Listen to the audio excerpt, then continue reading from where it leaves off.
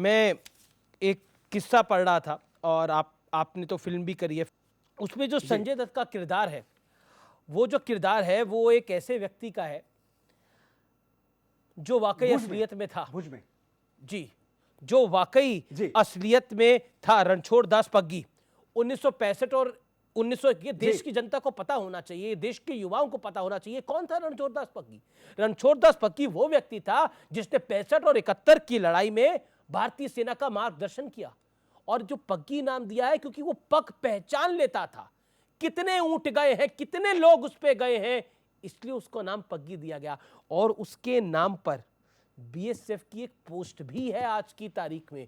उसका देहांत 112 साल की उम्र में 112 साल की उम्र में 2013 में हुआ है। तो हमारे देश में रणछोड़ दास पग्गी को भी कोई जानता नहीं है। हालांकि एक फिल्म बनी है, उसके जरिए हो सकता है बहुत लोग उसको जाने, अब आने वाले दिनों के अंदर उनके बारे में पढ़े। तो ऐसा नहीं है मनोज भाई कि उस समय ऐसा था, आज तक ऐसा ही है कि हमारे देश के अंदर रणछोड़ दास पग्गी को भी पहचान दिलाने के लिए एक फिल्म बनानी पड़ती है। मैं आपसे जानना चाहता हूं, क्योंकि आपके उसमें आपने एक सिपाही के बारे में लिखा है और बहुत ही खूबसूरत लिखा है। इतना खूबसूरत लिखा है कि जब मैंने वो पढ़ा तो मेरी आंखों में खुद आंसू आ गए।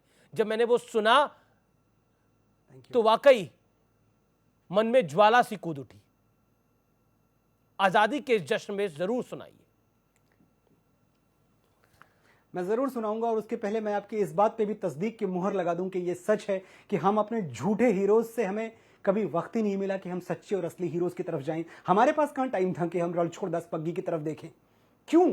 पग्गी हिंदुस्तान आए, उन्होंने रॉ ज्वाइन किया, लेकिन हमने कभी ये जानने की कोशिश की कि ये कितना बड़ा हीरोइक आदमी था कि सरहद पे, ये पाकिस्तान में रहा करते थे पहले पग्गी, इनका जो गांव था वो हिंदुस्तान पाकिस्तान बॉर्डर पे था जी। और जो पाकिस्तानी सिपाही थे, जो पाकिस्तानी फौजी थे, वो पग्गी, रणछोड़ दास पग्गी के गांव में आके जानवर ले जाते थे। भाई आज दावत है फौजी साहब की, तो सारे जानवर, गाय ले गए, बकरियां ले गए, जो मिला सब ले गए, क्योंकि वो काट के खाना है। जब ये रणछोड़ दास पग्गी ने इस पे एतराज किया तो ये फौजी आके पग्गी से कहते हैं कि तुम्हें भी देना पड़ेगा, ये फौज का हुक्म है पाकिस्तानी फौज का कि तुम्हें जानवर देने पड़ेंगे।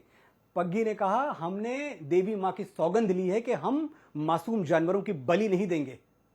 इस बात पे बात बढ़ती है और वहीं अनेकों पाकिस्तानी फौजियों को अपने फरसे से परशुराम की तरह पग्गी काट के फेंक देते हैं। तब उनको पाकिस्तान छोड़ना पड़ा।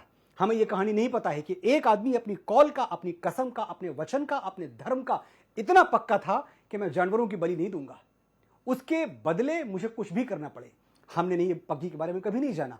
हमने रणछोड़ दास के बारे में ये जो एक उनका स्ट्रैटेजिक आर्ट था कि रेत पर पड़े हुए पैरों के निशान देख के वो ये तो जान ही लेते थे कि यहां से कितनी फौजें गई हैं, कितने ऊंट निकले हैं, लेकिन वो ये भी जान लेते थे कि ये जो ऊंट गुजरे हैं ये हिंदुस्तानी हैं कि पाकिस्तानी हैं, ये जो फौजें यहां से गुजरी हैं वो हिंदुस्तानी हैं कि पाकिस्तानी हैं, इतना तक पहचान लेते थे। ये उनका स्ट्रैटेजिक इंटेलिजेंस था।